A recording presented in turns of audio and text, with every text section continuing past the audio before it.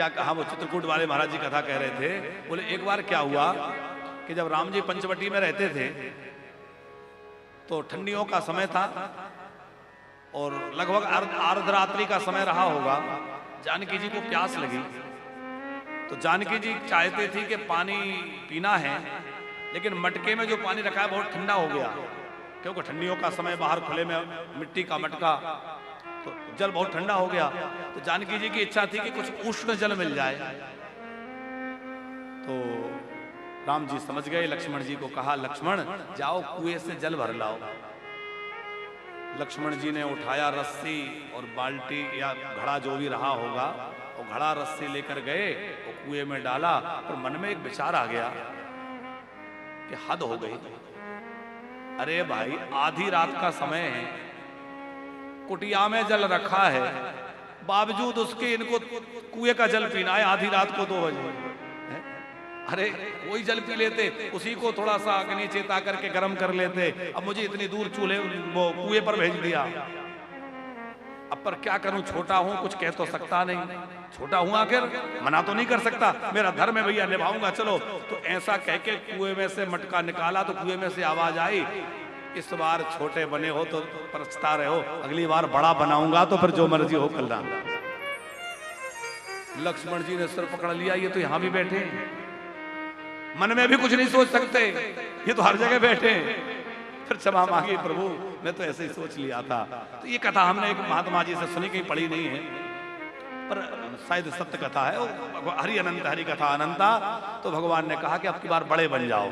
तो अब की बार बड़े बनाया और 7वें गर्भ के रूप में देवकी ने जो गर्भ धारण किया, उसमें श्री शेष जी महाराज पधारे। शेष जी के रूप में गर्भ धारण किया। भगवान की माया, योग माया ने अपनी माया को प्रेरित किया और योग माया ने उस देवकी के 7वें गर्भ को वहां से निकाल करके, और श्री वसुदेव जी की ही एक और पत्नी है जिनका नाम है रोहिणी।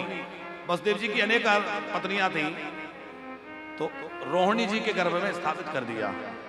वो रोहिणी जी उस समय नंद बाबा के यहाँ वहां गोकुल में रह रही थी, क्योंकि जब ये कारागृह में चले गए तो इनकी कुछ पत्नियां अपने मायके चली गईं। ये नंद बाबा को अपना भैया मानती थी, नंद बाबा के यहाँ वहां रहने लग गईं। इस तरह से परिवार गुजारा कर रहा था और इनकी पत्नियों को, परिवार को इनके पास मिलने का, इनको जाने आने का उस समय कारागृह में भी स्वतंत्रता थी। ऐसा प्रतिबंध नहीं था कि परिवार मिल ना सके, पर देवकी पर विशेष रूप से निगाहें रहती थी कि कहीं देवकी इधर उधर ना चली जाए, क्योंकि इसके गर्भ से मेरा काल जन्म लेगा। आजकल डॉक्टर जो वो करते हैं, क्या करते हैं, सैरोगेसी कहते हैं, क्या कहते हैं धर्मेंद्र जी उसको, एक गर्भ को निकाल के दूसरे में स्थापित कर देते हैं। हमें लगता है वो पहले वही हुआ होगा कि वो देवकी के गर्भ को योग माया ने निकाला और ले जा करके रोहिणी के गर्भ में स्थापित किया। रोहिणी नंदन के रूप में श्री बलराम जी का अवतार हुआ और बलराम जी के जन्म से सबको बड़ा हर्ष हुआ। रोहिणी मैया प्रसन्न तो हुई, लेकिन मन में थोड़ा मिलान भी था कि मेरे पति कारागृह में है, और जिसका पति कारागृह में हो उसको कोई उत्सव महोत्सव नहीं मनाना चाहिए, इसलिए बलराम जी के जन्म का बहुत उत्सव नहीं हुआ। धीरे धीरे समय व्यतीत हुआ। देवकी मैया ने 8वां गर्भ धारण किया। 8वें गर्भ के रूप में भगवान परम ब्रह्म परमात्मा पधारे। देवताओं ने स्तुति करी, क्योंकि हमारे प्रभु हमारे काम के लिए आ रहे हैं और गर्भवास लिया है, मनुष्य रूप ले रहे हैं, तो स्तुति करी।